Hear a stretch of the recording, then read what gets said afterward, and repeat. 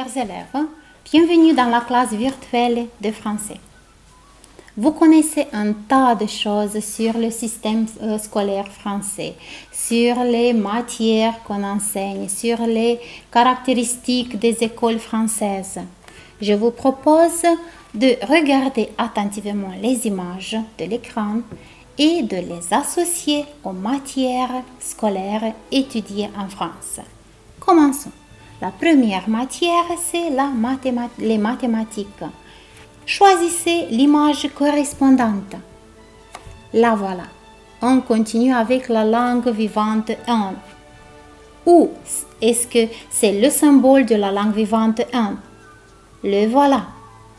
Histoire-géographie. En France, les élèves étudient l'histoire et la géographie comme une seule matière scolaire. Donc, et voilà le symbole. Sciences de la vie et de la terre, c'est aussi une matière scolaire qu'on n'étudie pas chez nous, mais je suis sûre que vous voudriez savoir ce que c'est les sciences de la vie et de la terre. Et voilà le symbole. La physique et la chimie, c'est aussi une seule matière scolaire. Voilà son symbole. La technologie, c'est l'informatique chez nous. Donc voilà le symbole de la technologie. La musique, c'est déjà très facile. Puis, les arts plastiques, les voilà. Et la dernière matière scolaire, c'est l'éducation physique et le sport. Et voilà, donc on a beaucoup de matières scolaires qui existent chez nous, mais aussi des matières scolaires qui n'existent pas. Vous voyez des matières scolaires nouvelles, mais aussi des matières scolaires plus anciennes. Donc, beaucoup ou la moitié de ces matières, des matières scolaires, n'étaient pas étudiées toujours en France. C'est le sujet qu'on va aborder aujourd'hui, donc c'est l'histoire de l'école en France. Durant cette leçon-ci, on va découvrir les étapes de l'évolution ou du développement de l'école française. On va voir quelles ont été les premières matières scolaires à étudier en France. On va de même comparer ou classer en ordre chronologique les types d'écoles ou les événements du développement de l'école en France. Et finalement, on va apprendre à formuler correctement des réponses aux questions posées. Je vous propose d'analyser le document que vous voyez à l'écran. Il présente 10 pas de l'évolution de l'école française. Alors, soyez attentifs pour bien retenir toute information, car c'est l'information assez importante que vous devez connaître. Aristote, un philosophe grec, écrit que les enfants devaient apprendre la gymnastique, la musique, la littérature, l'écriture et le dessin dès l'âge de 7 ans. Donc c'est la première personne, le premier philosophe qui fait une certaine allusion à l'école. Ça se passe au IVe siècle avant Jésus-Christ. On continue. Charlemagne, le roi des Francs, qui deviendra empereur en l'an 800, veut développer un système d'éducation diffusé par les évêques et les moines, les seuls à savoir lire et écrire en latin. Il décide donc d'ouvrir des écoles dans tous les évêchés et les monastères du royaume pour les enfants des familles riches. Donc c'est Charlemagne qui pense aux écoles pour les enfants des familles riches. Au XIIIe siècle, c'est la naissance de petites écoles où les enfants peuvent apprendre à lire, à écrire et à compter. Plus loin, au XVe siècle, c'est la création des écoles religieuses tenues par des abbés. Et on a l'année 1802, sous le consulat de Napoléon Bonaparte, la France est divisée en académies. Ce sont des zones administratives qui regroupent des écoles, des collèges, des lycées et des universités. Chaque académie s'occupe de l'enseignement dans sa zone en respectant la loi et les ordres du gouvernement. Je pense que c'est juste le temps de s'arrêter un tout petit peu, de faire un petit arrêt pour répondre à quelques questions sur le document analysé pour que vous puissiez fixer mieux les connaissances acquises. Donc la première question, quelles sont les matières scolaires proposées par Aristote? Vous voyez le document à l'écran, mais vous vous rappelez aussi bien l'information. Donc les matières scolaires qu'Aristote propose sont la gymnastique, la musique, la lecture, l'écriture et le dessin. La question suivante. À quel âge Aristote propose-t-il le début de l'apprentissage? Vous voyez bien l'information. D'après Aristote, les enfants devraient commencer l'apprentissage à l'âge de 7 ans. On continue. À qui appartient l'idée d'ouvrir des écoles pour les enfants des familles riches? C'est bien sûr le roi Charlemagne qui décide d'ouvrir des écoles pour les enfants des familles riches. La question suivante. Comment nomme-t-on les premières écoles apparues en France? C'est très facile à retenir. Les premières écoles apparues en France étaient nommées petites écoles. Qu'est-ce qu'on enseignait dans les petites écoles? Quelles étaient les premières matières scolaires? Dans les petites écoles, les enfants apprenaient à lire, à écrire et à compter, donc les compétences de base. Quelles écoles sont créées au XVe siècle?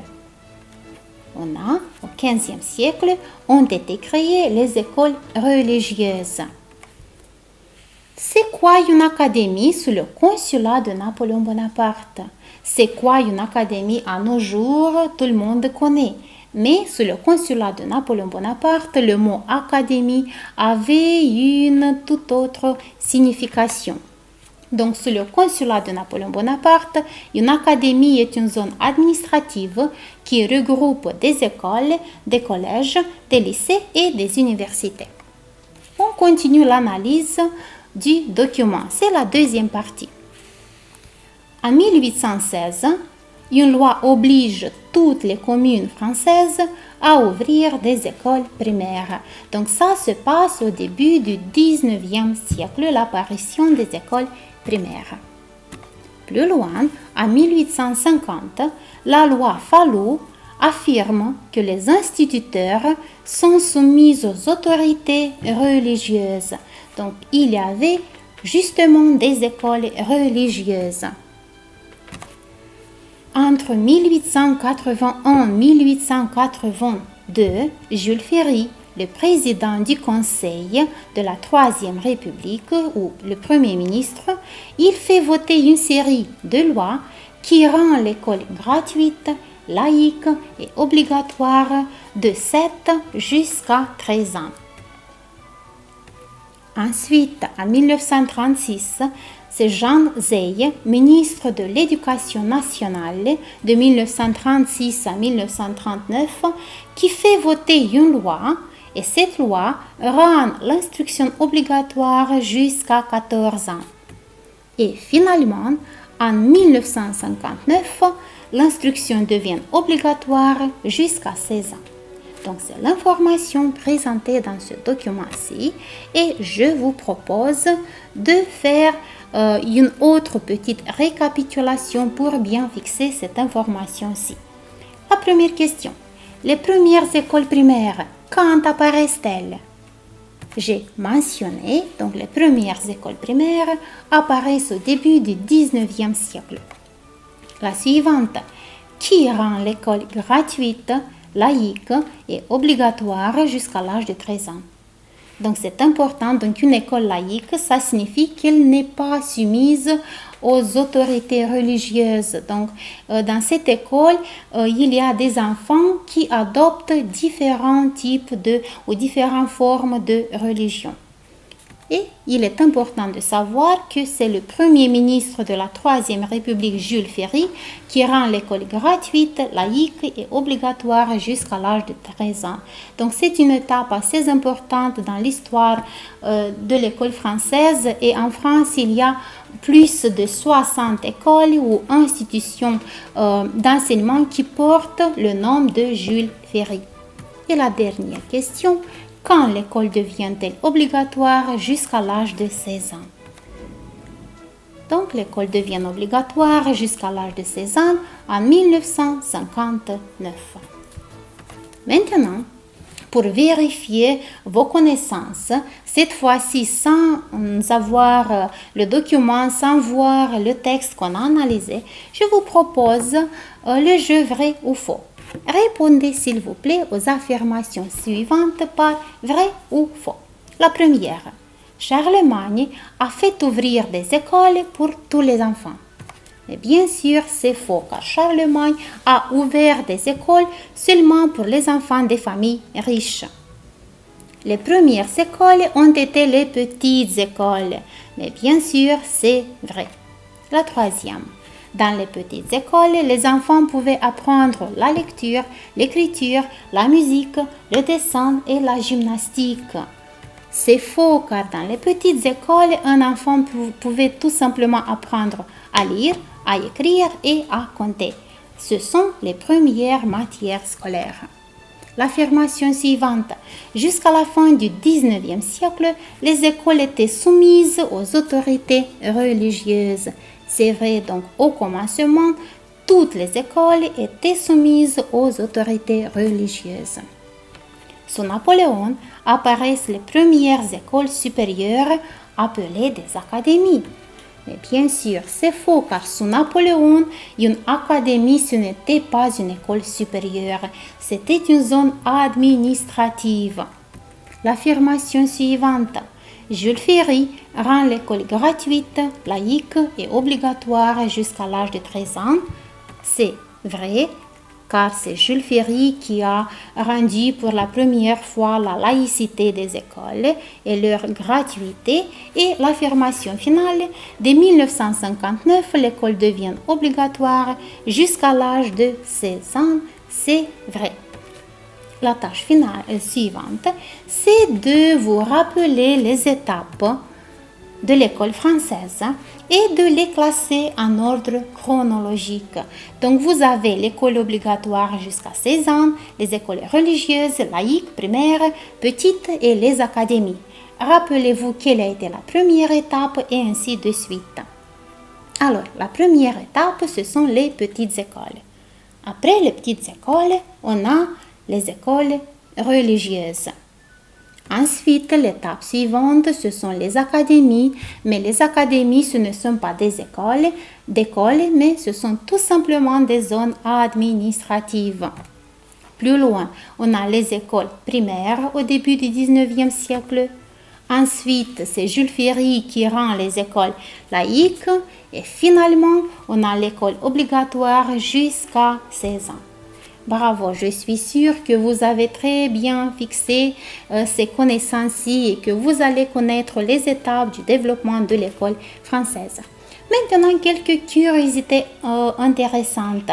Je vous propose de comparer quelques images. Ce sont des images des élèves français de l'école ancienne d'autrefois et des images des élèves français contemporains. Regardez attentivement ces images-ci. Est-ce que dans ces classes, il y a seulement des garçons, seulement des filles ou des filles et des garçons? Et comment sont-ils habillés? Donc la première image présente une classe de l'école d'autrefois. Et vous voyez qu'il y a seulement des garçons car les classes étaient séparées. Et ils sont habillés de la même manière. Si comparé à l'image de l'école française contemporaine, donc vous voyez une classe mixte, où les élèves sont habillés de manière différente. Les images suivantes. Regardez attentivement ces élèves. Qu'est-ce qu'ils font avant de commencer les cours? Donc, dans la première image, on a c'est l'image d'une école d'autrefois. Et chaque matin, autrefois, à l'école, le professeur vérifiait si les ongles et les mains étaient bien propres. Donc, s'il y avait des élèves avec des mains sales, donc ils étaient punis. pour ne pas se salir, autrefois, un élève français portait une blouse. Aussi, la blouse permettait de cacher les habits, ce qui ne faisait pas de différence entre les riches et les pauvres. Donc, tous étaient égaux. Et dans la deuxième image, on a une école contemporaine et ici, les élèves ne sont pas vérifiés comment sont-ils habillés ou si leurs ongles sont propres. Ils tout simplement entrent dans l'école. Les images suivantes, on y parle de la punition. Donc, la première image représente une façon de punition d'autrefois. Donc, les élèves pouvaient faire des tours de cours, des coups de règle sur le doigt. Ils pouvaient se faire tirer les oreilles ou porter le bonnet d'âne s'ils n'obéissaient pas au professeur. Aujourd'hui, la seule punition d'un élève français, c'est tout simplement la retenue dont on a parlé. Maintenant, je vous propose d'analyser les images de l'écran et de les ranger à leur place correcte. Donc, choisissez l'image qui représente l'école d'aujourd'hui et l'image qui représente l'école d'autrefois. Donc, pour ranger ces crayons, un plumier était utilisé autrefois et aujourd'hui, on utilise une trousse. Pour écrire, autrefois, on utilisait un porte-plume. Aujourd'hui, on utilise un stylo. Pour travailler, on a des tables et des chaises ou des pupitres. Autrefois, on utilisait des pupitres et à nos jours, on a tout simplement des tables et des chaises. Pour ranger ses affaires, on a des cartables, mais il y a des différences entre les cartables d'autrefois et ceux d'aujourd'hui.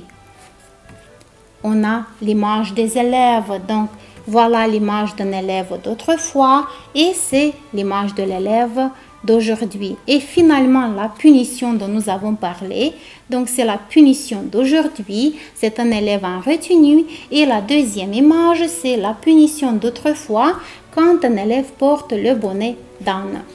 Pour finir, je vous propose de faire le résumé de ce dont nous avons parlé. Donc, vous devez compléter ce texte-ci par les mots proposés. Bonnet d'âne, pied, porte-plume, classe, panier, règle et blouse. Tâchez d'utiliser correctement ces mots-ci. Allons-y. Autrefois, à l'école, tous les élèves portaient des blouses grises pour ne pas se salir. Les filles et les garçons n'étaient pas dans la même classe. Vous vous rappelez l'image. Le maître était très sévère et pour punir les élèves qui travaillaient mal, il les obligeait à porter un bonnet d'âne sur la tête. Il donnait aussi des coups de règle sur les doigts. Pour écrire, on utilisait un porte-plume.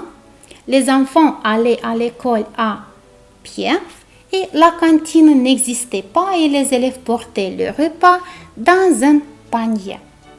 Bravo, j'espère que vous avez tout retenu, tout bien fixé dans votre tête. Je veux vous dire que comme l'école, rien n'est constant, tout évolue, la vie aussi. C'est pourquoi tu ne dois jamais arrêter d'apprendre, car la vie n'arrête jamais d'enseigner. Merci pour votre présence dans la classe virtuelle de français. Bonne journée à tous.